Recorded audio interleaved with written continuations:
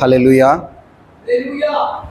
கிறிஸ்துவுக்குள் பிரியமானவர்களே, உங்களை நான் சந்திப்பதிலே மிகுந்த மகிழ்ச்சி அடைகிறேன். ஆண்டவராகிய இயேசு என்னும் பெயராலே உங்களை நான் வாழ்த்துகிறேன், ஆசீர்வதிக்கிறேன்.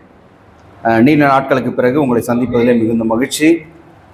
செய்திக்கு போவதற்கு முன்பதாக நான் ஒரு சின்ன கேள்விகளை உங்களுக்கு கொண்டு வந்திருக்கிறேன். அந்த கேள்விகளை நீங்கள் கொடுக்கப்பட்டிருக்கிற இந்த நோட் புக்கில் நீங்கள் எழுதி வைத்துக் கொள்ளுங்கள். நீங்கள் நிச்சயமாக இதுக்கு ஆன்சர் கண்டிப்பாக சொல்லணும். நாம் பதில் கொடுக்க வேண்டியவர்களாக இருக்கிறோம். நீங்கள் வீட்டில் போய் எழுதிட்டு அதுக்கு ஆன்சர் சொன்னாலும் பரவாயில்ல, இல்லை நீங்கள் எழுதி அதை ரிவ்யூ பண்ணும்படியாக நான் கேட்டுக்கொள்கிறேன். 5 கேள்வி தான். இதுக்கு தலைப்பு என்ன அப்படின்னு சொல்லனா, ஊழியத்தில் என்னுடைய பங்கு அல்லது செயல். கடவுள் கொடுத்திருக்கிற ஊழியத்தில் என்னுடைய பங்கு, ஒரு சின்ன கோடு போட்டு செயல் வச்சுக்கோங்க. முதல் கேள்வி பார்த்தீங்கன்னா, ஒவ்வொரு நாளும் என்னுடைய பங்களிப்பு. ஃபர்ஸ்ட் கேள்வி, ஒவ்வொரு நாளும் என்னுடைய இந்த ஊழியத்தில் என்னுடைய பங்கு என்ன. ரெண்டாவது நாள் பார்த்தீங்கன்னா, அப்படியே ஒவ்வொரு வாரமும் என்னுடைய பங்களிப்பு என்ன, என்னுடைய செயல் என்ன. அடுத்தது நீங்கள் அப்படியே ஈஸியாக எழுதிக்கலாம். மூணாவது கேள்வி, ஒவ்வொரு மாதமும் என்னுடைய செயல் அல்லது பங்களிப்பு என்ன. நாலாவது கேள்வி, 6 மாதங்களுக்கு ஒரு முறை, 6 months ஒன்ஸ் என்னுடைய இந்த ஊழியத்தின் பங்கு அல்லது பங்களிப்பு என்ன, செயல். ஐந்தாவது கேள்வி, ஒவ்வொரு வருடமும் என்னுடைய இந்த ஊழியத்தில் நான் கொடுத்திருக்கிற என்னுடைய செயல், என்னுடைய பார்ட்டிசிபேஷன், என்னுடைய பங்களிப்பு என்ன என்பது தான். 5 கேள்வி எழுதிட்டீங்களா? அடுத்தது, இந்த ஊழியத்தை நம்ம செய்கிற ஊழியக்காரர்களாக இருக்கிறதுனால அந்த 5 கொஸ்டின் எழுதிட்டீங்களாண்ணா? ஓகே. அடுத்தது பார்த்தீங்கன்னா, இன்னொரு தலைப்பு, ஊழியத்தின் வளர்ச்சிக்காக என்னுடைய சிறப்பான தரிசனம். கடவுள் நமக்கு கொடுத்திருக்கிற ஊழியத்திற்காக எனக்கு இருக்கிற சிறப்பான தரிசனம் என்ன, அல்லது கோல்ஸ், இலக்குகள், நான் செய்ய வேண்டிய அச்சீவ்மெண்ட்ஸ், நான் அடைய வேண்டிய இலக்குகள் என்ன அப்படின்றத குறித்ததான கேள்விகள். அதே தான் மந்த்லி பிளான், மாதாந்திர தொலைநோக்கு தரிசனங்கள். எனக்கு இந்த மாதம் நான் இதை செய்யணும், இந்த ஊழியத்தில் இதை செய்து அச்சீவ் பண்ணி முடிக்கணும். அது ஃபர்ஸ்ட் கேள்வி. ஒவ்வொரு மாதமும் நான் செய்ய வேண்டிய என்னுடைய இலக்கு என்ன, என்னுடைய டார்கெட். அடுத்தது, 3 மாதத்துக்கு ஒரு முறை கடவுள் எனக்கு கொடுத்திருக்கிற இந்த இன்னும் அடுத்து வர 3 மாசத்துல, இப்போ ஜெபம் பண்ணும்போது அண்ணன் சொன்னார் 6 மாதங்கள் நம்ம கடந்துட்டோம் இந்த வருஷத்துல அப்படின்னு. அப்போ அடுத்து வருகிற 3 மாதங்களில் நான் என்னுடைய ஊழியத்தில் செய்ய வேண்டிய செயல் அல்லது இலக்கு என்ன. அதே மாதிரி 6 மாதங்களில் நான் செய்ய வேண்டிய செயல் என்ன. அடுத்தது, அடுத்து வருகிற ஒரு வருடத்தில் என்னுடைய இலக்கு என்ன. ஊழியத்தில் கடவுள் எனக்கு கொடுத்திருக்கிற இந்த ஊழியத்தில் இன்னும் 1 இயருக்கு அப்புறம் இந்த ஊழியம் எப்படி இருக்கும். அடுத்தது, 5 வருட தரிசனம். 5 வருஷம் கழிச்சு கடவுள் கொடுத்திருக்கிற இந்த ஊழியத்தை, கடவுள் ஒரு விதை கொடுத்திருக்கிறார் நம்ம கிட்ட. அந்த விதையை செடியாக்கி அந்த செடியை மாபெரும் மரமாக்குறது, அந்த மரத்தை மாபெரும் தோப்பாக நான் எப்படி உருவாக்க போறேன். ஸோ இந்த கேள்விகளோடு நாம் செய்திக்குள்ளாய் கடந்து செல்வோம். நாம் கண்களை மூடி ஆண்டவரை நோக்கி நான் ஜெபம் பண்ணலாம். எங்கள் பரலோக பிதாவே, அடியனுடைய வாயிலிருந்து புறப்படுகின்ற ஒவ்வொரு வார்த்தைகளும், இந்த ஊழியர் கூடுகையிலே அமர்ந்திருக்கிற ஒவ்வொருடைய இருதயத்தின் எண்ணமும் உங்களுடைய சமூகத்தில் இன்பமாய் இருக்கட்டும் சுவாமி. நீர் எங்களுக்கு கொடுத்திருக்கிற பொறுப்புகளை, நீர் எங்களுக்கு கொடுத்திருக்கிற ஊழியத்தை நாங்கள் எப்படி செய்கிறோம் என்று தற்பரிசோதனை செய்து கொள்ளும்படியாய் எங்கள் உள்ளங்கள் கொழுந்து விட்டு எரிய நீர் கிருபை தர வேண்டுமாய் இயேசுவின் நாமத்தில் கேட்கிறோம் நல்ல பிதாவே, ஆமென். உங்களை நான் மீண்டுமாய் வாழ்த்துகிறேன், ஆசீர்வதிக்கிறேன். இது ஒரு டீப் பைபிள் ஸ்டடியா, ரொம்ப டெப்தா போகாம ஒரு அறிமுகமாக, அல்லது பெரும் ஓடையிலே அல்லது பெரும் கடலிலே இருக்கிற ஒரு ஓடையில ஓடிக்கொண்டிருக்கிற தூய நீரிலே கொஞ்சம் மேலாக நம்ம கையில எடுத்து நம்ம தாகத்துக்கு குடிக்கிற மாதிரி தான். இந்த தலைப்பு நோக்கி நாம உள்ள போனோம் அப்படின்னா 2 விதமா இந்த தலைப்பை நாம் வைத்துக் கொள்வோம். ஒன்று,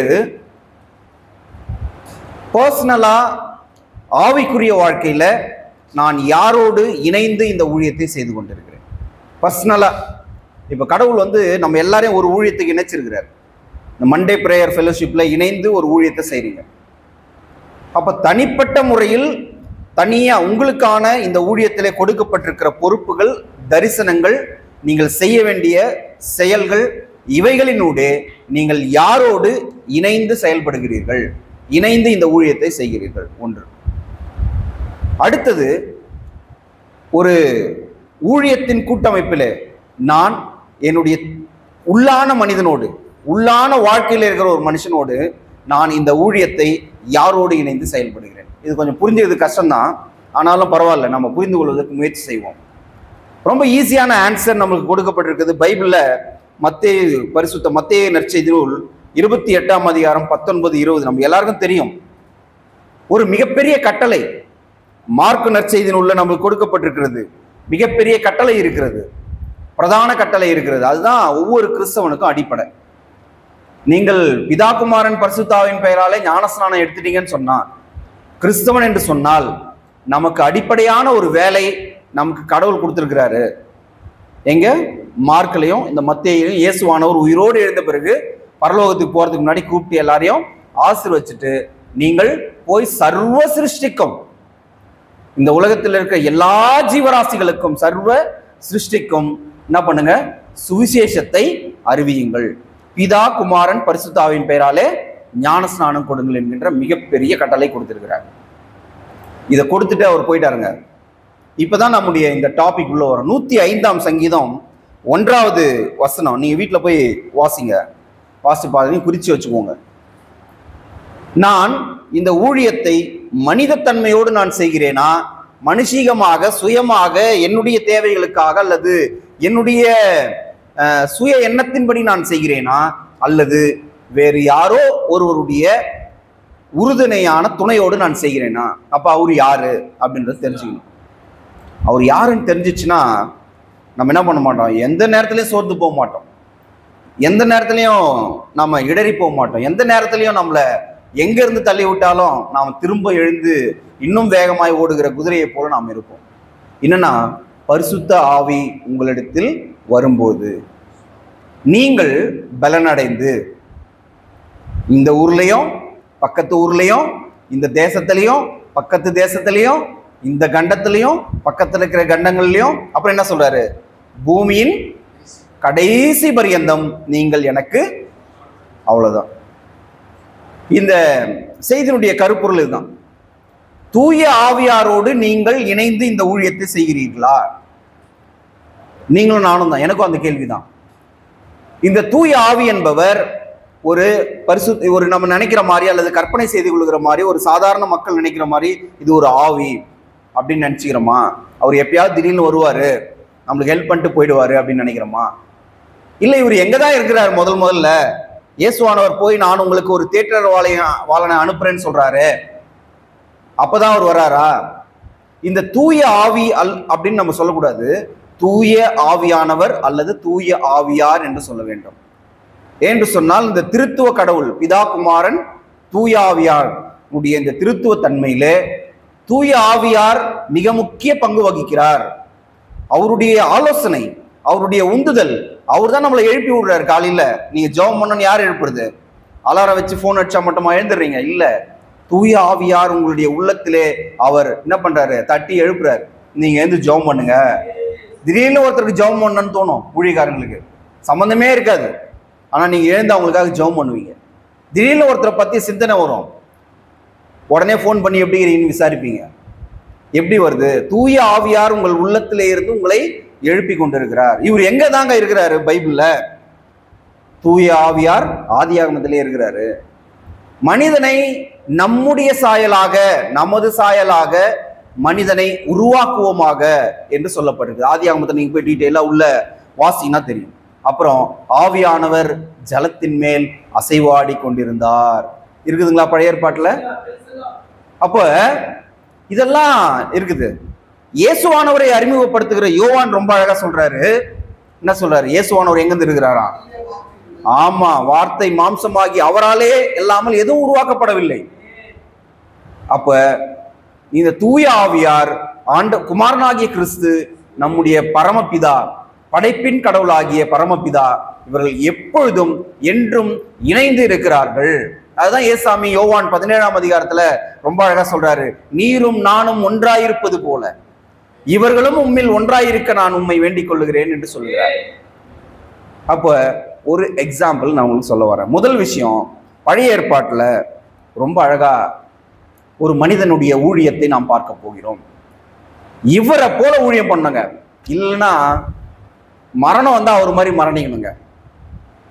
ரொம்ப அற்புதமான ஒரு வாழ்க்கை, ஆனா கஷ்டப்படுற வாழ்க்கை. நம்ம என்ன நினைக்கிறோம், இவரை போல அற்புதங்கள் எல்லாம் நம்ம செய்யணும்னு நினைக்கிறோம். இவரை போல உயிரோடு கடவுள் என்ன பண்ணிடணும், அப்படியே நம்மளை எடுத்துன்னு போயிடணும்னு நினைக்கிறோம். ஆனா அவரை போல கஷ்டப்படணும்னு நாம நினைக்கிறதே இல்லை. ஊழியத்துல அநேக தடைகள் வருகிறது, அநேக போராட்டங்கள் இருக்கிறது.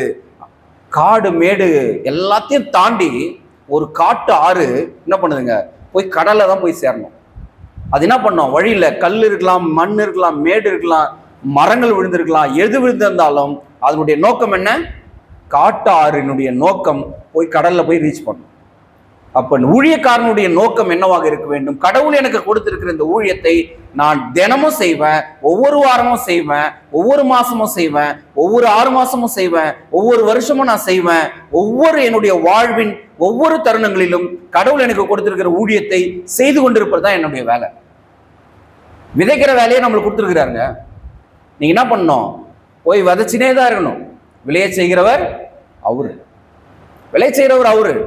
நம்மளுக்கு கொடுத்திருக்கிற வேலையை செய்து கொண்டே இருக்க வேண்டும். இதுல எங்க நான் பிரச்சனை வருதுன்னா, இந்த ஊழியத்தினுடைய அடித்தளத்தை, அஸ்திபாரத்தை நாம் மறந்து விடுகிறோம். எங்க நம்மளுக்கு வாசிக்க கேட்ட மத்தேயுல 28:19-20. சரி, நாம நற்செய்தியை எதற்காக அறிவிக்க வேண்டும், இருளில் இருக்கிற மக்கள் வெளிச்சத்துக்கு கொண்டு வரப்பட வேண்டும். ஏசாமி எதுக்கு தாங்க வந்தாரு? பழைய ஏற்பாட்டுல கிறிஸ்துமஸ் சீசன்ல ஒரு அழகான வேத பகுதி நம்ம வாசிக்கிறோம். என்ன வாசிக்கிறோம், பெரிய வெளிச்சத்தை கண்டார்கள். இன்னும் இருள், அது கரண்ட் இல்லாத ஊரா இல்ல, அடிமைதன வாழ்வு மற்றும் எல்லா பொருளாதார சூழ்நிலைகளாலும் சமுதாயத்தாலும் நசுக்கப்படுகிற மக்கள் மத்தியில பெரிய வெளிச்சம் உண்டாயிற்று.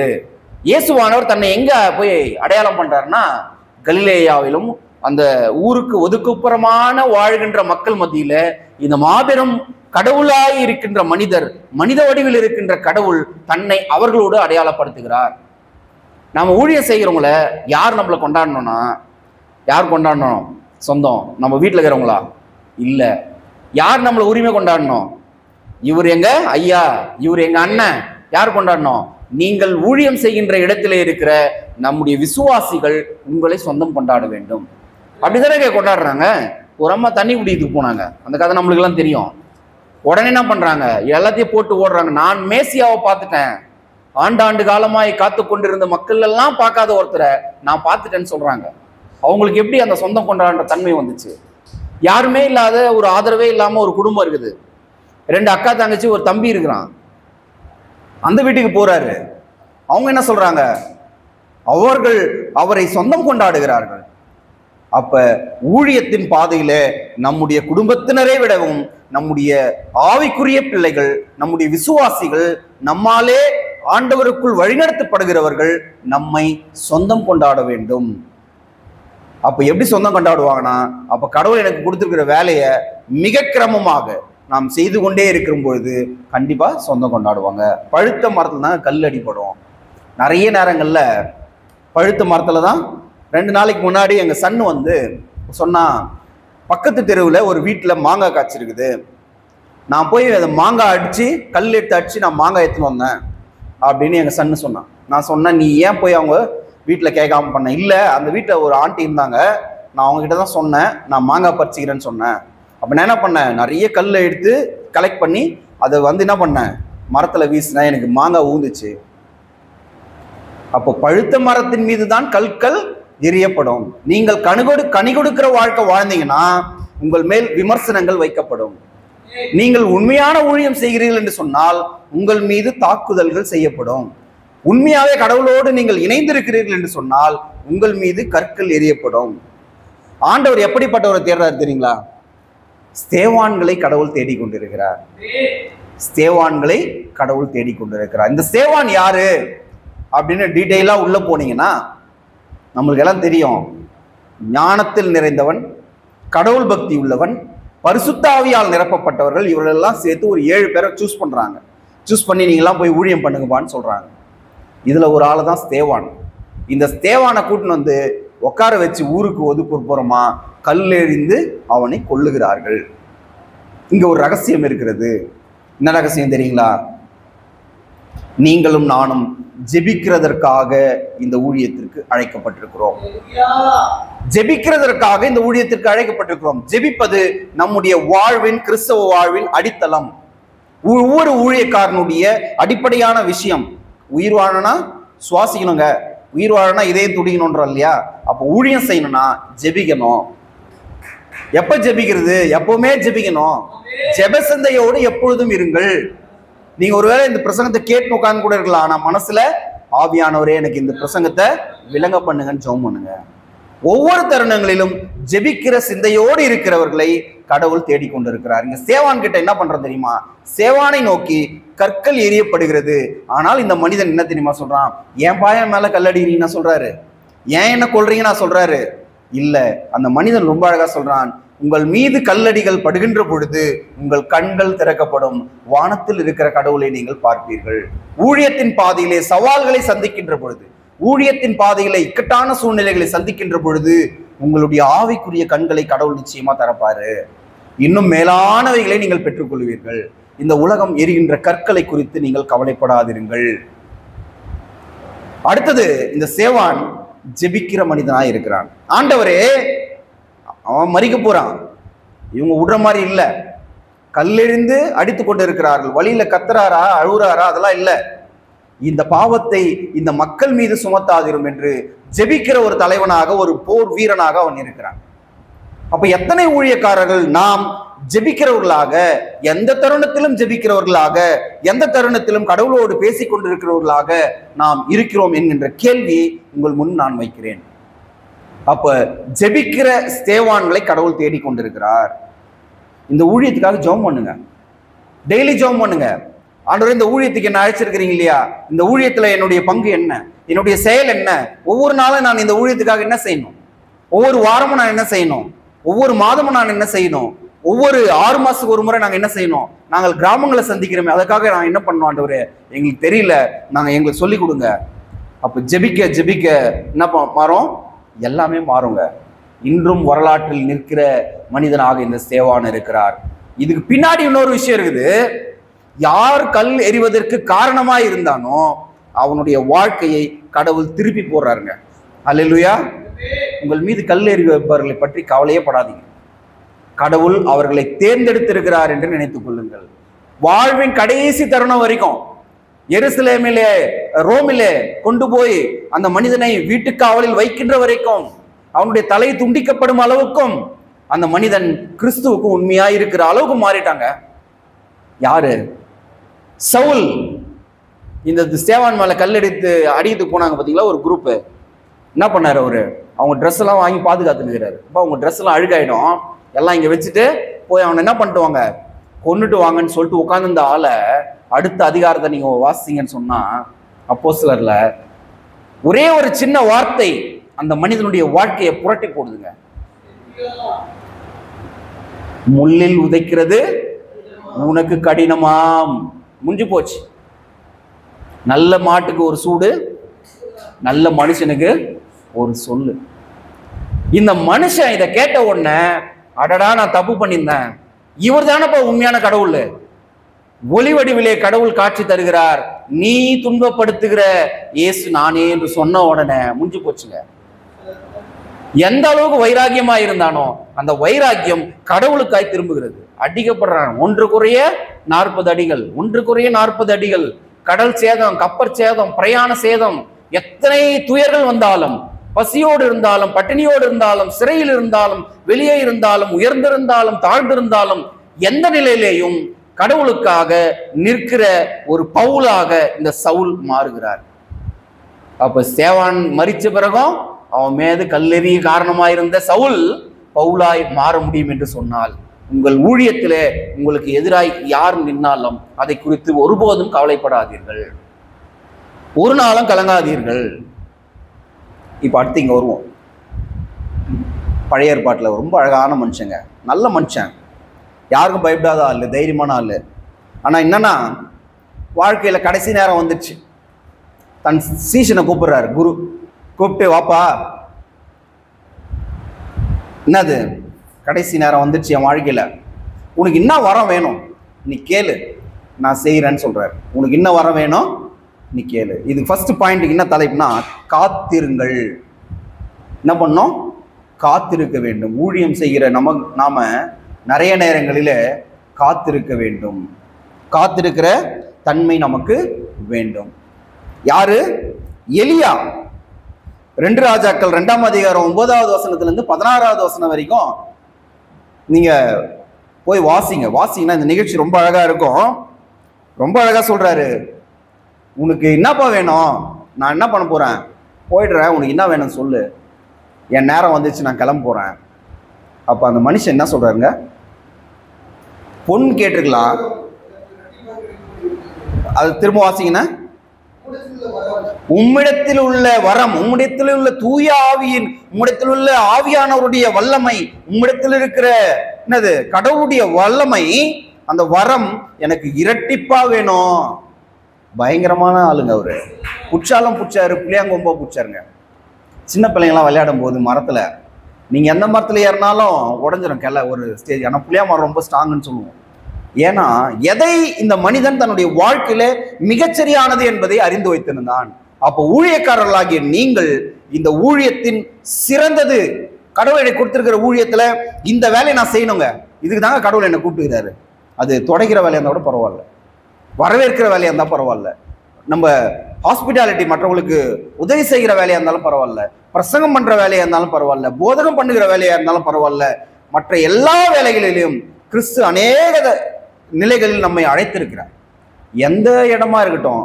ஆனா இந்த மனுஷன் என்ன சொல்றாருங்க, தன் குருவை போல வாழ வேண்டும் என்று விரும்புகிறார். ஏசாமி கூட தான் சொல்றார் தன் சீஷர்களை பார்த்து, நீங்கள் என்னை போல நான் இருக்க வேண்டும் என்று விரும்புகிறேன். என்னை விசுவாசிக்கிறவன் என்னிலும் பெரிய காரியங்களை செய்வான். செஞ்சாங்களா இல்லையா? கைக்குட்டையை போட்டா அற்புதம் நடக்குது. உருமால்கள் ஷால் கொண்டு போய் போட்டா வியாதியஸ்தர்களுக்கு சுகம் கிடைக்குது. யாருக்கு? இயேசுவின் சீஷர்களாலே நடத்தப்பட்ட அற்புதங்கள். இன்றும் இயேசு அற்புதங்களை செய்து கொண்டிருக்கிறார். எப்படி செய்யறாரு? சாதாரண மக்கள் மத்தியிலே, சாதாரண ஊழியக்காரர்கள் மூலமாக அசாதாரணமான செயல்களை கடவுள் செய்து கொண்டிருக்கிறார். ஹல்லேலூயா. நீங்கள் சாதாரணமானவங்க இல்லைங்க, பார்க்கறதுக்கு தான் சாதாரணமாக உட்காந்துக்கிறோம். நம்ம சாதாரண ஆளுங்க இல்ல. கடவுள் உங்களை அழைத்திருக்கிறார். இந்த ஊர்ல எத்தனை பேர் இருக்கிறாங்க, ஆனா இங்க கொஞ்சம் பேர் தான் உட்காந்துக்கிறோம். எதுக்கு இந்த ஊர்ல டிஸ்ட்ரிக்ட்ல நிறைய பேர் இருக்கிறாங்க, எத்தனை பேர் கலெக்டரா இருக்க முடியும்? ஒருத்தர் தான் இருக்க முடியும். எருசலேம்ல எக்கச்சக்கமான மக்கள் இருந்தார்கள். ஏசாமி ஒரு 12 பேர் தாங்க சூஸ் பண்ணாரு. வெறும் 12 பேர் தான். அந்த 12 பேரை கொண்டு கடவுள் இந்த உலகத்தை என்ன பண்ணாரு? அவர் தன்னுடைய அன்பினாலே கட்டி போட்டாருங்க. அதுலயே ஒரு 3 பேர் எப்பவுமே இருக்கிறாங்க. எண்ணிக்கையை ஒருபோதும் உங்கள் வாழ்க்கையில ஊழியத்தில பார்க்காதீங்க. உங்களுக்கு கொடுக்கப்பட்டிருக்கிற ஊழியத்தை செய்து கொண்டே இருங்கள், செய்து கொண்டே இருங்கள். இங்க காத்திருக்க வேண்டும். ஏன் காத்திருக்கணும்? இந்த மனிதன் பின்னாடியே போறாங்க. ஏன்பா இங்கே போப்பா, நான் எனக்கு வேலை இருக்குது. இல்லைங்க உங்க பின்னாடியே வரேன். இல்லப்பா நான் இன்னும் கொஞ்சம் தூரம் போகணும். நீங்க அந்த கதையை படிச்சு பாருங்களேன், ரொம்ப அழகா இருக்கும், சுவாரஸ்யமா இருக்கும். குரு சொல்லே இருப்பாரு, ஏன்பா நீ இருப்பா. இல்லைங்க நான் எங்க போனாலும் நான் வருவேன். சரிப்பா இன்னும் கொஞ்சம் தூரம் போனேன். இல்லப்பா வரல. சரி கடைசியில் உனக்கு என்னதான்ப்பா வேணும்? உங்ககிட்ட இருக்குது பார்த்தீங்களா வல்லமை, அது எனக்கு 2 மடங்கா வேணும். நீ அரிதானதை கேட்டாய், ஆனா உனக்கு கிடைக்கும். நம்ம கேட்கறது எப்படி இருக்கணும்? ஆண்டவர்கிட்ட நடக்கவே முடியாதுன்னு இருக்கும் ஒரு விஷயம், கிடைக்கவே கிடைக்காதுன்னு இருக்கும் ஒரு விஷயம். அதை தான் நம்ம கேட்கணும். எது கேட்கணும்? அரிதானதை கடவுளிடம் கேட்டு பாருங்கள், நீங்கள் பெற்றுக்கொள்வீர்கள். உங்கள் ஊழியத்துல அரிதானவைகளை கடவுளிடம் கேளுங்கள். கிடைப்பதற்கு அரிதான விஷயங்களை கேட்டு பாருங்கள். ஆனா அவர் வரமும் கொடுப்பாரு, அவர் ஒரு விஷயமும் சொல்லுவார். என்ன சொல்றாரு? நான் எடுத்துக்கொள்ளப்படுகின்ற பொழுது என்னை பார்த்தா உனக்கு கிடைக்கும், இல்லைன்னா கிடைக்காது. இங்க அதுதான் நடக்குது. என்ன பண்றாங்க? பெரிய அக்னி ரதம் வருகிறது, வந்து என்ன பண்ணுது, அவரை கொண்டு போகிறது. கொண்டு போகும்போது ரொம்ப அழகா இவர் சொல்றாரு. என்ன சொல்றாரு தெரியுமா? இஸ்ரவேலினுடைய அக்னி, இஸ்ரவேலினுடைய பாதுகாவலராக, எங்களுடைய இஸ்ரவேல் மக்களை பாதுகாக்கின்ற தகப்பனா இருந்தவரே, என்னை விட்டு போறியா ஐயா அப்படின்னு தன் குருவை பார்த்து கதறுகிற ஒரு சீசனாக அவன் இருக்கிறான். போன பிறகு அவன் மேல இந்த சால்வை வந்து அவன் மீது விழுகிறது. அதை எடுத்துக்கொண்டு போய் ஒரு பெரிய ஆறு, இவர்கள் கடந்து போன ஆறு இருக்கிறது, அந்த ஆற்றை, அதனுடைய தண்ணீரை நிறுத்துவதற்கு என்ன பண்றாரு, அந்த சால்வை எடுத்து அடிக்கிறாரு. என்னங்க சொல்லி அடிக்கிறாரு? எலியாவின் தேவன் எங்கே? உங்களை சொல்லணும், நீங்க சொல்லணும், உங்களுடைய பெயரை உங்களுடைய சீஷர்கள் சொல்ல வேண்டும். அடுத்த தலைமுறை சீடர்களை உருவாக்கி கொண்டே இருங்கள். நம்முடைய ஊழியத்தின் மிகச்சிறந்த பணி அது. அடுத்த தலைமுறை ஊழியர்களை உருவாக்கி கொண்டே இருங்கள்.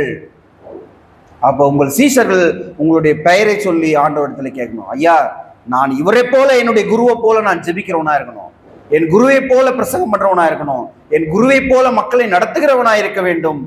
மோசே என்று ஒரு மனுஷன் இருக்காங்க, ரொம்ப சாதாரண ஆளுங்க. அப்படியா? சாதாரணமான ஆளு. அரண்மனையில் வளர்ந்தவன், ராஜ குடும்பத்தில் வளர்ந்தவன், இளவரசனாக வளர்ந்தவன். இந்த மக்களோடு வந்து கஷ்டப்படுறான். ஏன்? என் மக்கள், கடவுள் எதுக்காக அழைச்சார் என்ன?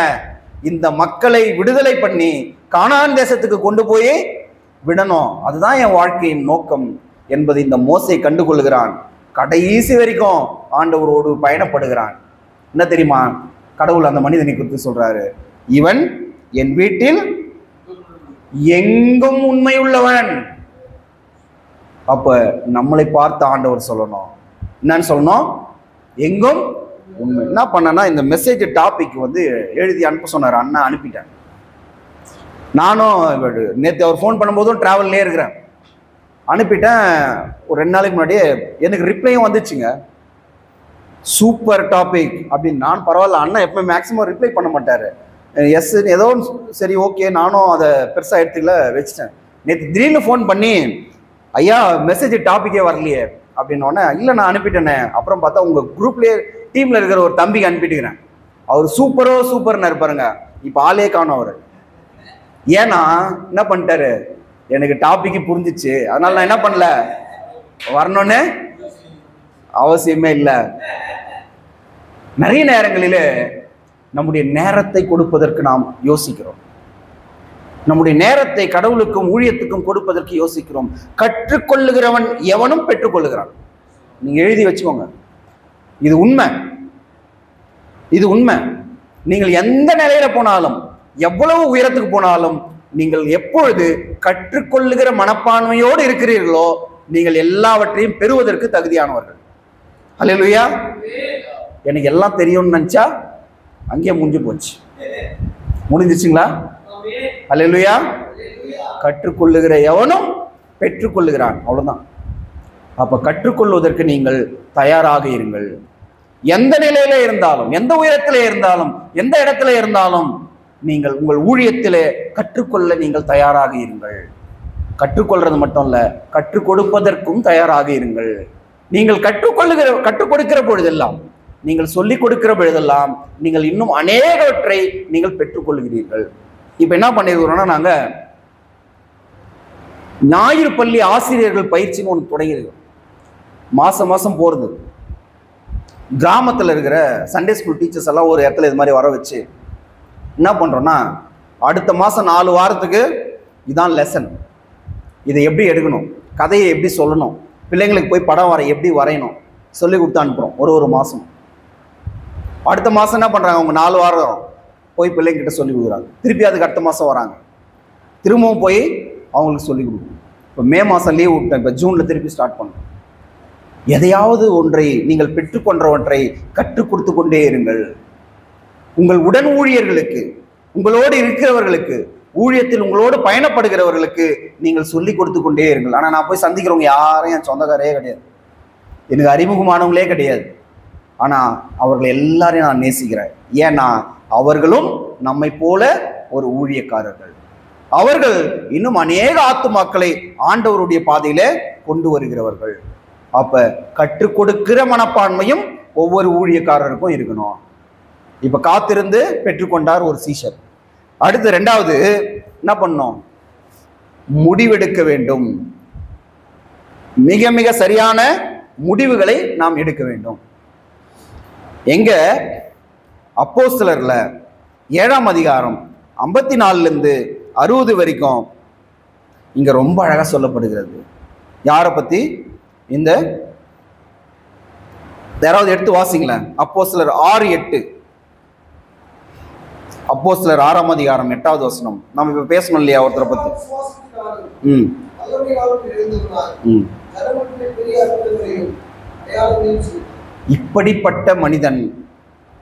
இப்படிப்பட்ட மனிதன் கடைசி வரைக்கும் நிலைத்து நிற்கின்ற முடிவை எடுக்கிறான்.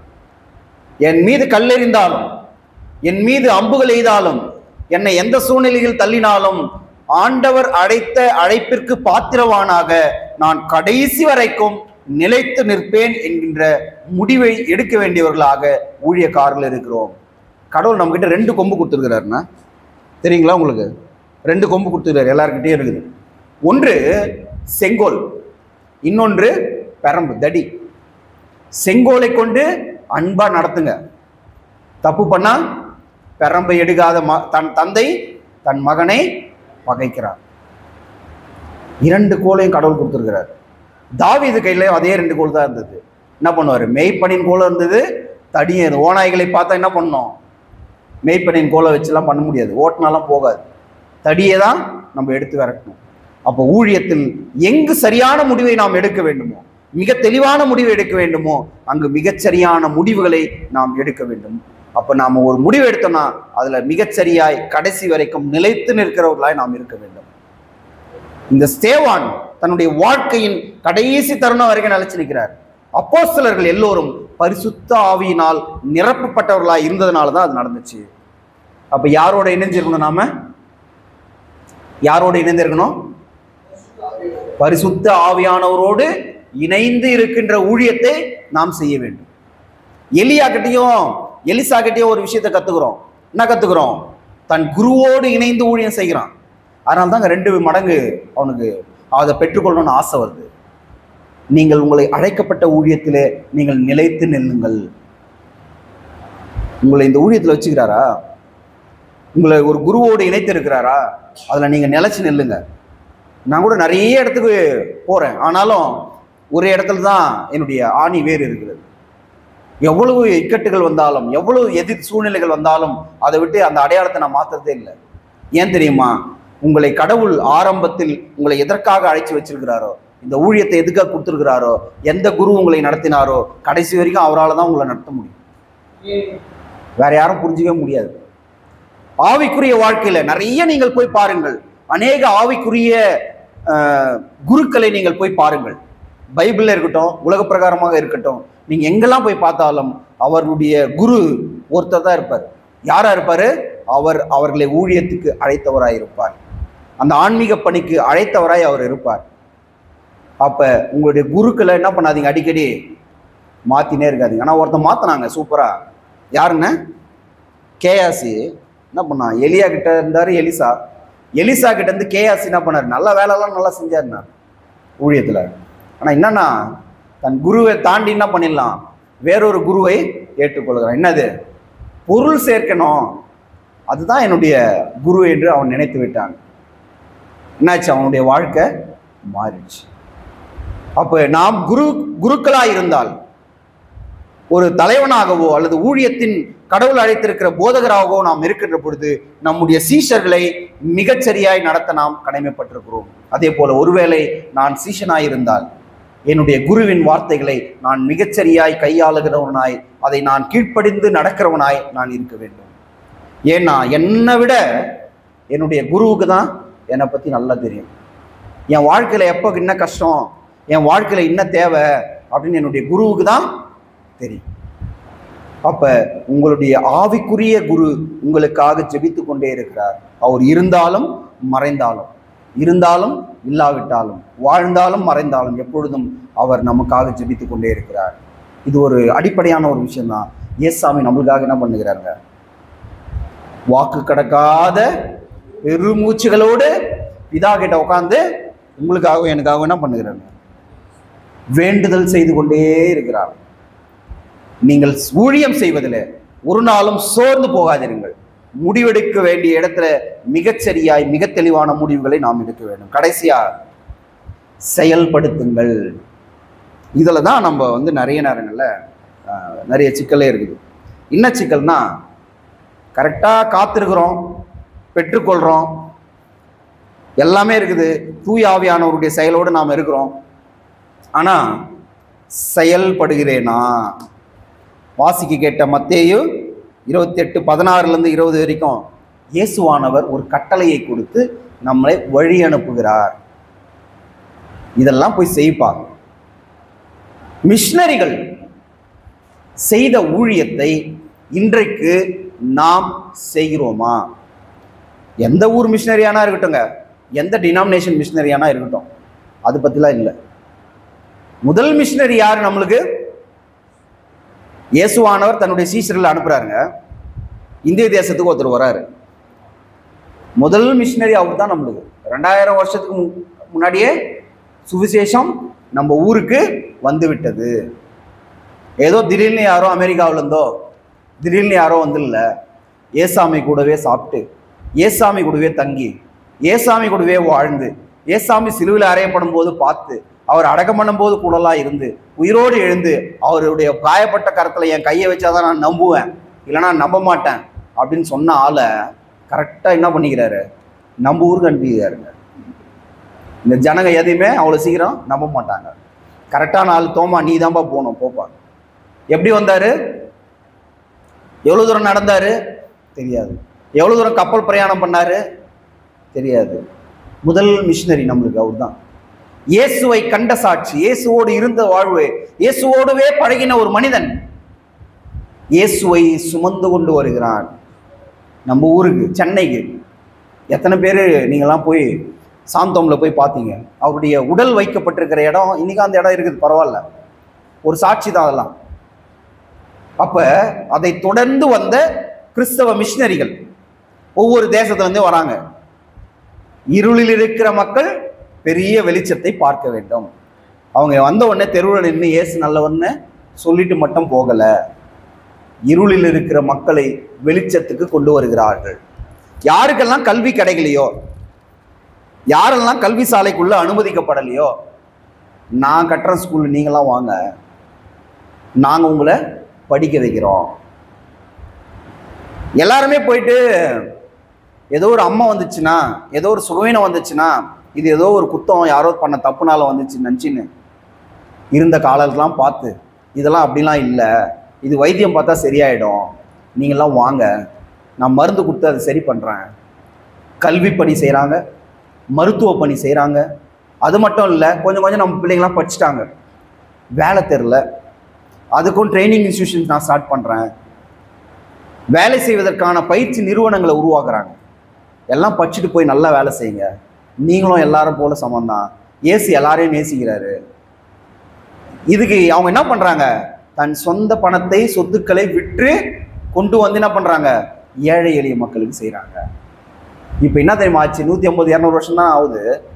நம்மளாம் நல்லா படிச்சிட்டோம், கிறிஸ்துவ மிஷினரி நிறுவனங்களில் படிச்சிட்டோம், வேலை வாய்ப்பை பெற்றுக்கொண்டோம், எல்லாமே கிடைச்சிச்சு.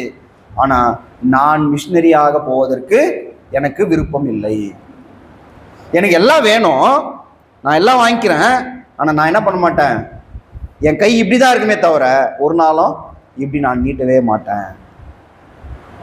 உங்களுடைய நேரத்தை கொடுங்கள், உங்களுடைய ஜெபத்தை கொடுங்க, உங்களுடைய இயல்பான வாழ்க்கையிலே, சாதாரண வாழ்க்கையிலே கிறிஸ்துவுக்காய் நீங்கள் வாழ்கின்ற பொழுதுதான் அது ஒரு பெரிய வரலாறாக மாறும்.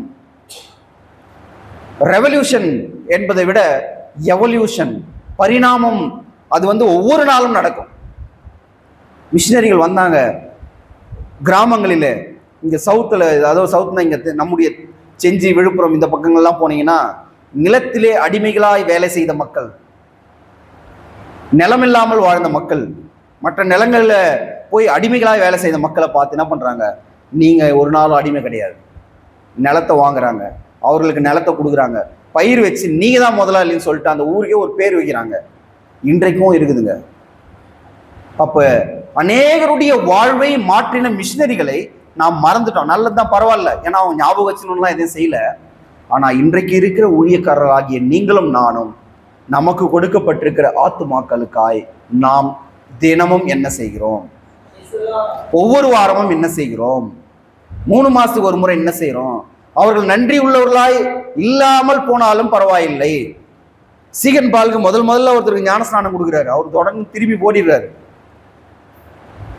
சீகன் பாலுக்கு கதை தெரியும் இல்லையா நம்மளுக்கு, தரங்கம்பாடியில முதல்ல ஒருத்தருக்கு ஞானஸ்நானம் கொடுக்குறாரு, இயேசுவை ஏற்றுக்கொண்டு அவர் பின்வாங்கி ஓடிடுறாரு. ஆனா அவருடைய ஊழியத்தை விட்டாரா? இல்ல, பைபிளை பிரிண்ட் பண்ணியே தீர்வன்னு என்ன பண்றாருங்க, சாதிக்கிறார். அப்போ ஊழியத்தில் செயல்படுவது என்பது மிக மிக மிக கடினமான விஷயம், ஆனால் மிக மிக முக்கியமான விஷயம். ஊழியத்துல நான் மற்றவர்களுக்காக என்னுடைய வாழ்வை நான் அர்ப்பணிக்கிறேனா? நமக்கு சாப்பாடு வேணும், எனக்கு ட்ரெஸ் வேணும், எல்லாமே தேவைதான். இது எல்லாம் தாண்டி யூ ஆர் வெரி ஸ்பெஷல். நீங்கள் மற்றவர்களைப் போல அல்ல, நீங்கள் மற்ற சாதாரண மனிதர்களைப் போல உங்களுடைய எண்ணங்கள் இருக்கக்கூடாது. மற்றவர்களைப் போல சிந்திக்காதீர்கள். அழிந்து போகிற உலக பொருட்களை குறித்து யோசிக்காதீர்கள். நம்மளுக்கு தேவைதான், நமக்கு தேவையானதுக்காக நம்ம உழைக்கிறோம், நம்ம சாப்பிட்றோம், எதிர்காலத்துக்காக சேர்த்து வைக்கிறோம், எல்லாம் நல்லதுதான். அதையும் தாண்டி மற்றவர்களுக்காக நான் கடவுள் எனக்கு கொடுத்திருக்கிற இந்த ஊழியத்திலே நான் என்ன செய்கிறேன்? என்னால் தனியாக போய் இயங்க முடியாது. அதனால ஆண்டவர் ஒரு சின்ன கூட்டமைப்பில், ஒரு சிறு ஊழியத்தில் என்னை இணைச்சிருக்கிறாருல்ல. நான் என்ன பண்ணோம்? ஓடி போய் அமைதியாக நின்னாலே போதும். ஆண்டவர் என்ன பண்ணுவார்? என்ன வழி நடத்துவார். ஊழியத்திலே நீங்கள் இணைந்து செயல்படுங்கள். பரிசுத்த ஆவியால் நிரப்பப்பட்டவர்களாக நீங்கள் செயல்படுங்கள். எங்கே பரிசுத்த ஆவி இருக்கிறாரோ அங்கே விடுதலை உண்டு. எங்கே தொலைநோக்கு தரிசனம் இருக்கிறதோ அந்த ஊழியம் என்றும் நிலைத்திருக்கும், என்றும் வளர்ந்திருக்கும், என்றும் வாழ்ந்திருக்கும். அப்ப ஊழியம் செய்கின்ற போது நான் காத்திருக்க வேண்டும், நான் முடிவெடுக்க வேண்டும், நான் செயல்படுத்த வேண்டும். செயல்படுத்துவதற்கு நாம் என்னெல்லாம் செய்யணும்? முதல்ல ஒரு 10 கேள்வி கொடுத்தோம் பாருங்க. அந்த கேள்விக்கெல்லாம் கரெக்டாக ஆன்சர் எழுதிட்டீங்கன்னா, எல்லாருக்கும் ஒரே ஆன்சர் கிடையாது. எல்லாருக்கும் இதுதான் கரெக்டான ஆன்சர், இதுதான் தப்பான ஆன்சர்னு கிடையாது. உங்களுக்கு கடவுள் இந்த ஊழியத்தில் எந்த இடத்தை கொடுத்திருக்கிறாரோ அதை நீங்கள் சிறப்பாய் செய்யுங்க. கடவுள் உங்களுக்கு எந்த தரிசனத்தை கொடுத்திருக்கிறாரோ அந்த தரிசனத்தை மிக சிறப்பாய் செயல்படுத்துங்க. ஒரே நாள்ல என்ன பண்ண முடியாது, எல்லாத்தையும் அச்சீவ் பண்ண முடியாது. நம்ம இன்னைக்கு காலம் மாறிடுச்சு. என்ன நினைக்கிறோம்னா, ஸ்பீடாக வேணும், எல்லாமே ஃபாஸ்ட் ஃபுட்டு தான். காலையில் ஏஞ்ச உடனே நான் ஃபுட்டு ஆர்டர் பண்ணால் உடனே என்ன ஆயிடுது, எங்களுக்கு வீட்டுக்கு கதவு தட்டி சாப்பாடு கொடுக்குறாங்க. உடனே வேணும், எனக்கு எல்லாமே வேகமாக வேணும். ஆனால் மரணம் மட்டும் சீக்கிரமாக வரக்கூடாது. 100 வருஷம் வாழணும். அப்போ என்ன பண்ணணும்? ஆக்க பொறுத்தவன் ஆற பொறுக்கணும்னு ஒரு பழமொழி இருக்குதுங்க. ஊழியத்தில் உங்களுக்கு அழைக்கப்பட்டதை நின்று நிதானித்து பொறுமையோடு காத்திருந்து பெற்றுக்கொண்டு முடிவெடுத்து செயல்படும். உங்கள் ஊழியம் அது ஆலமரத்தின் விதையை போல. அந்த விதை விதைக்கப்பட்டு விட்டது, அது செடியா வளர்ந்துருச்சு. இதை பாதுகாத்து இதற்கு தண்ணீர் ஊற்றி என்ன பண்ணணும்? நிறைய தண்ணி ஊற்றினாலும் கஷ்டம், தண்ணியை ஊத்தாம விட்டாலும் கஷ்டம்.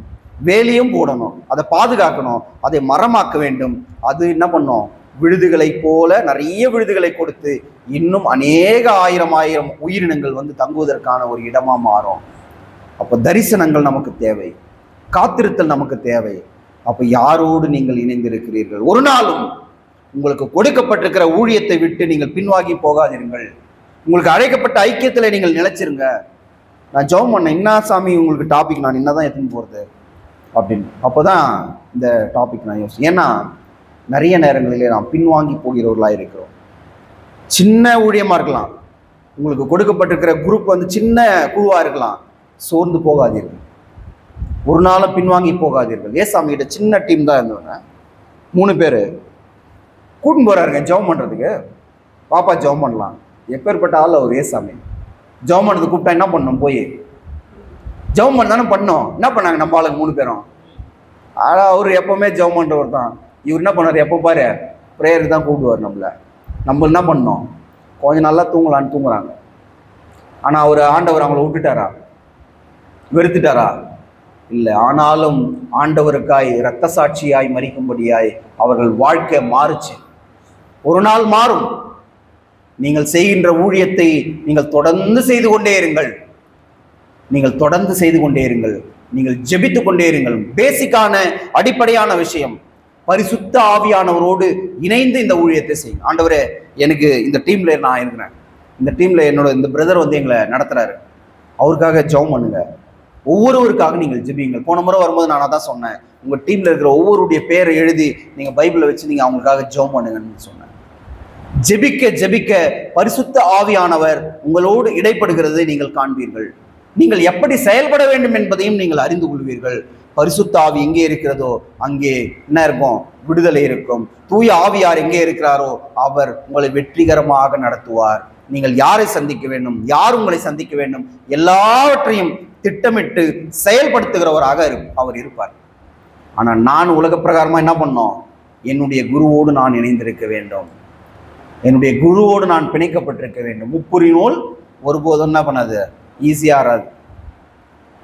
அப்போ நான் யாரோடு இணைந்திருக்கிறேன்? பரிசுத்த ஆவியோடு இணைந்திருக்கிறேனா? எனக்கு கொடுக்கப்பட்டிருக்கிற குருவோடு நான் இணைந்திருக்கிறேனா? மூணாவது நூலில் நான் இந்த 3 விஷயம், பரிசுத்த ஆவி, நான், எனக்கு கொடுக்கப்பட்டிருக்கிற ஆவிக்குரிய தகப்பன், ஆவிக்குரிய குரு, இந்த முப்புரி நூல் அவ்வளோ சீக்கிரம் ஆறாது. நான் ஒருவேளை சோர்ந்து போயிட்டாலும் என்னுடைய குரு என்ன பண்ணுவார்? என்னுடைய ஆவிக்குரிய தகப்பன் எனக்காக ஜெபிப்பார். அப்படிப்பட்ட ஆவிக்குரிய தகப்பன்களாக இருக்கும்படியான மாபெரும் ஊழியத்தை கடவுள் உங்களுக்கும் எனக்கும் கொடுத்திருக்கிறார். அப்ப உங்களுக்கு கொடுக்கப்பட்டிருக்கிற ஊழியத்துல நீங்கள் நிலைத்து நில்லுங்கள். இதுவே ரொம்ப ரொம்ப ஸ்பெஷல். எல்லாரும் பல்வேறு திருச்சபைகளுக்கு போறோம், வெவ்வேறு டினாமினேஷன்ஸ்ல இருக்கிறோம். இதையெல்லாம் தாண்டி இங்கே வந்து ஒரு ஊழியர்களாக அமரும் பொழுது அப்போ இந்த ஃபெலோஷிப்பை நீங்கள் மிகவும் நேசிக்க ஆரம்பியுங்கள். நான் அதுதான் எப்பவே இங்கே கூப்பிட்டா நான் நோவே சொல்றதே இல்லை. எப்படியாவது ஒரு எனக்கு நேரம் கிடைக்கலனாலும் 1 வாரம் 2 வாரம் எக்ஸ்கியூஸ் கேட்டாவது நான் வந்துடுறேன். ஏன்னா என்னை நான் கண்ணாடியிலே பார்ப்பதை போல உணர்கிறேன். ஏன்? உங்களோடு பேசுவதற்கு ஆயத்தம் பண்ணுகிற பொழுதெல்லாம் என்னோடு நான் பேசிக்கொள்ளுகிறேன். இப்போ இதை ரெக்கார்ட் பண்ணி வச்சுக்கிறேன், சும்மா அவர் வச்சுக்காரு நினைக்கிறீங்களா? இல்லை, குறைஞ்சபட்சம் ஒரு 20 முறையாவது நான் போட்டு திரும்ப திரும்ப கேட்பேன். ஏன்னா நான் மற்றவர்களுக்கு எதை சொல்லுகிறேனோ அதை நான் எனக்குத்தான் முதலில் சொல்லுகிறேன். அப்போ மற்றவர்களிடத்திலே, ஆண்டவரே நான் என்ன பேச வேண்டும் என்று நீ விரும்புகிறீரோ அதை முதல்ல என்கிட்ட சொல்லு சாமி. நான் கடைபிடிக்க, நான் முயற்சி செய்ய நான் ஆயத்தமாய் இருக்கிறேன். கிறிஸ்துவுக்குள் பிரியமானவர்களே, நீங்கள் சாதாரணமானவர்கள் அல்ல. நீங்கள் யாரோடு இணைந்து ஊழியம் செய்றீங்க? அல்லேலூயா. யாரோடு? பரிசுத்த ஆவியானவரோடு இணைந்து ஊழியம் செய்கிறீர்கள். பரிசுத்த ஆவியானவர் உங்களை என்ன பண்ண மாட்டார்? ஒரு நாளும் கைவிட மாட்டார், ஒரு நாளும் உங்களை விட்டு விலக மாட்டார். நீங்க யாரோடு இணைந்திருக்கணும்? தூய ஆவியாரோடு நீங்கள் இணைந்திருக்கின்ற பொழுது, இணைந்து ஊழியம் செய்கின்ற பொழுது மற்ற எல்லாரையும் அவர் கூட்டி சேர்ப்பார். அவர் உங்களை நடத்துவார். தேற்றரவாளனை பற்றி ஏசாமி ரொம்ப அழகா ஒரு அறிமுகம் கொடுக்கிறார். அப்ப தூய ஆவியார் நம்மிடத்தில் இருக்கிறார், நம் மத்தியில் இருக்கிறார், இங்கு அசைவாடி கொண்டிருக்கிறார். நான் கண்டு விசுவாசிக்கிறவனோட காணாம விசுவாசிக்கிறவன் பாக்கியவான். ஹல்லேலூயா. தூய ஆவியார் இல்லைன்னா நீங்களும் நானும் இங்க உள்ள இல்லை. நான் வரும்போதெல்லாம் நான் சொல்ற விஷயம் தான், இந்த இடத்துக்குள்ள நீங்க உட்கார்ந்து இருக்கிறீர்கள் என்று சொன்னால் அது கடவுளுடைய அழைப்பு இல்லாமல் இல்லை. உங்கள் வீட்டுக்கு நீங்க போறீங்கன்னு சொன்னா என்ன பண்றோம்? நம்மளுக்கு வீடு, நம்ம கதவு திறந்தாதான் நம்ம வீட்டுக்குள்ள போக முடியும். அப்போ பரிசுத்த ஆவியார், தூய ஆவியின் கடவுள் வாசம் பண்ணுகிற இந்த ஆலயத்துல நாம் உள்ள உட்கார்ந்துருக்கோம்னு சொன்னா அவருடைய அழைப்பு இல்லாமல் நம்மளால உள்ள வர முடியாது. அப்போ உங்களையும் என்னையும் ஒரு உன்னதமான ஊழியத்திற்கு அவர் அழைத்திருக்கிறார். சாதாரண ஊழியம் இல்லை, காட்டாறுகளை போல நாம் மாற வேண்டும். காட்டாறு என்ன பண்ணோம்? அதோட எந்த சகதி எது இருந்தாலும் சரி, அது என்ன பண்ணும்? இலக்கை நோக்கி ஓடிக்கொண்டே இருக்கும், இலக்கை நோக்கி ஓடிக்கொண்டே இருக்கும். கொஞ்ச நாள் முன்னாடி நீங்கள்லாம் பார்த்தீங்கன்னா ஃப்ளட்டு, அந்த காட்டில் மலையில் அந்த ஆறு திடீர்னு மழை பெஞ்சுன்னா காட்டாறு உருவாகும். அது வழியில் இருக்கிறது எந்த தடையை பற்றிலாம் கவலைப்படாது. நேராக போய் என்ன பண்ணோம்? ஆற்றுல கலக்கணும், அப்புறம் கடலுக்கு போகணும். அப்போ ஊழியத்திலையும் நாம் அப்படித்தானே இருக்க வேண்டும். சூழ்நிலைகளை கண்டு ஒரு நாளும் கலங்காதீர்கள். தாவீதை பார்த்து கற்றுக்கோங்க, மோசேயை பார்த்து கற்றுக்கோங்க. சூழ்நிலைகளை கண்டு உங்கள் ஊழியத்தின் தேவைகளை அவர் சந்திப்பார். அவர் அழைச்சவர், இது அவருடைய ஊழியம், அவர் செய்வார். நம்ம செயல்படுவது மட்டும்தான் நம்ம வேலை. இன்றைக்கு நான் செய்கிற அற்புதங்களை காண்பீர்கள், நீங்கள் என்ன பண்ணுங்க, சும்மா இருப்பீர்கள். நீங்க சும்மா இருங்க. 2 பேர் ஊருக்கு ஒதுக்குப்புறமா பேசினாங்களாம். என்ன பேசினாங்க? இன்றே ரட்சணை நாள். இன்னைக்கு போய் அறிவிக்கலனா வேற என்னைக்கும் கிடையாது. யாருங்க? ஊருக்கு ஒதுக்குப்புறமாய் வெறுத்து தள்ளப்பட்ட 2 குஷ்டரோகிகள். பழைய ஏற்பாட்டில் இருக்குது அந்த கதை. இதை என்ன பண்ணணும்? நம்ம இன்னைக்கே போய் சொல்லணும், இப்பவே போய் சொல்லணும். சொல்லலைன்னா எப்படிப்பா? வாப்பா போலாம். நம்மளை அவங்க என்ன பண்ணாலும் பரவாயில்ல, துணிந்து போய் நற்செய்தியை நாம் இன்றைக்கே சொல்ல வேண்டும். இன்றே ரட்சணை நாள். அப்போ அந்த வார்த்தைகளை சொல்ல கடவுள் நம்மை அழைத்திருக்கிறார் என்று சொன்னார். நாம் எதற்கும் கலங்க வேண்டாம். உலகத்தின் வாழ்வை குறித்து நீங்கள் ஒருபோதும் கலங்காதீர்கள். உலக தேவைகள் எல்லாம் ஆண்டவர் சந்திப்பார். உன்னதத்தின் தேவைகளை குறித்து தரிசனம் காணுங்கள். ஆண்டவர் உங்களை ஆசீர்வதிப்பாராக. நம் கண்களை மூடி ஜெபம் பண்ணலாமா? எங்கள் பரலோக பிதாவே, நாங்கள் யாரோடு இணைந்து எங்கள் ஊழியத்தை செய்யணும் சாமி? நாங்கள் தனிப்பட்ட முறையிலே நாங்கள் இயங்கிக் கொண்டிருக்கிறோமா? அல்லது எங்கள் ஆன்மீக எங்களுடைய வழிகாட்டிகளை அடிக்கடி நாங்கள் மாற்றிக்கொண்டே இருக்கிறோமா? அல்லது எனக்கு என்னுடைய தேவைகளை அறிந்து நான் எங்கெல்லாம் ஓடிக்கொண்டே இருக்கிறேன்? அதையெல்லாம் தாண்டி சுவாமி, பரிசுத்த ஆவியின் துணையோடு, பரிசுத்த ஆவியானவரின் வழிநடத்துதலோடு, தூய ஆவியாரினுடைய வல்லமையோடு நீர் கொடுத்திருக்கிற ஊழியத்தை நாங்கள் செய்கிறோமா என்பதை நாங்கள் உணர்ந்திருக்க நீர் கிருபை தாரும் சாமி. தூய ஆவியார் எங்கள் உள்ளங்களிலே வாங்க, எங்கள் ஊழியங்களுக்குள்ளே இறங்கி செயல்படுங்க. நாங்கள் காத்திருந்து பெற்றுக்கொண்டு முடிவெடுத்து செயல்படுத்த உம்முடைய தூய ஆவியின் வல்லமையாலே நீர் எங்களை நிரப்புங்க சுவாமி. இந்த மண்டே பிரேயர் ஃபெலோஷிப்ல இருக்கிற ஒவ்வொரு பிரதர்ஸ்க்காக நாங்கள் ஜெபிக்கிறோம். ஒவ்வொருடைய குடும்பத்தையும் ஒவ்வொருடைய குடும்பத்தின் பிள்ளைகளையும் இயேசுவின் பெயராலே நாங்கள் வாழ்த்துகிறோம், ஆசீர்வதிக்கிறோம் சுவாமி. ஆசீர்வதிங்க ஆண்டவரே, தேவைகளை எல்லாம் சந்திங்க ஆண்டவரே. உமக்காய் நேரத்தை, உழைப்பை, பொருளாதாரத்தை கொடுக்கிற இந்த பிள்ளைகளுடைய கரங்களை நீர் தொட்டு ஆசீர்வதிங்க ஆண்டவரே. பலுகி பெருக செய்யுங்க. வானத்தின் பலகணிகளை திறந்து இடங்கொள்ளாமற் போக மட்டும் நீர் நிரப்ப வேண்டுமாய் நாங்கள் ஜெபிக்கிறோம். அற்புதங்களையும் அடையாளங்களையும் செய்கின்ற வல்லமையான வரங்களை இந்த பிள்ளைகளுக்கு நீங்க தாங்க ஆண்டவரே. வல்லமையாய் எடுத்து பயன்படுத்த போகிற கிருபைகளுக்காய் நன்றி செலுத்துகிறோம்.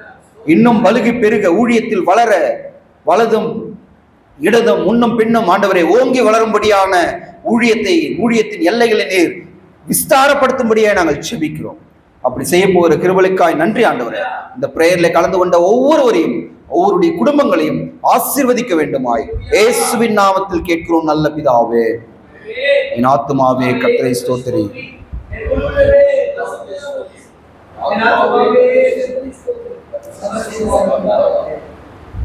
நம்முடைய ஆண்டவராகிய இயேசு கிறிஸ்துவின் கிருபையும் பிதாவாகிய தேவனுடைய அன்பும் பரிசுத்த ஆவியின் ஐக்கியமும் வழிநடத்துதலும் நீங்காத நல்வரும் சமாதானமும் நம் ஒவ்வொருவரோடும், குறிப்பாக இந்த ஊழியத்தின் பிள்ளைகளோடும் குடும்பங்களோடும் இன்றும் என்றும் நீடித்து நிலைத்திருப்பதாக. ஹல்லேலூயா, ஹல்லேலூயா, ஹல்லேலூயா. இந்த வாய்ப்பை கொடுத்த அன்பு சகோதரர்களுக்கும் வந்திருக்கிறவங்க ஒவ்வொருவருக்கும் மனமார்ந்த நன்றிகளை நான் தெரிவித்துக் கொள்கிறேன். Thank you and God bless you all. Thank you. என்ன தோறும் தேங்க்ஸ். Thank you and thanks.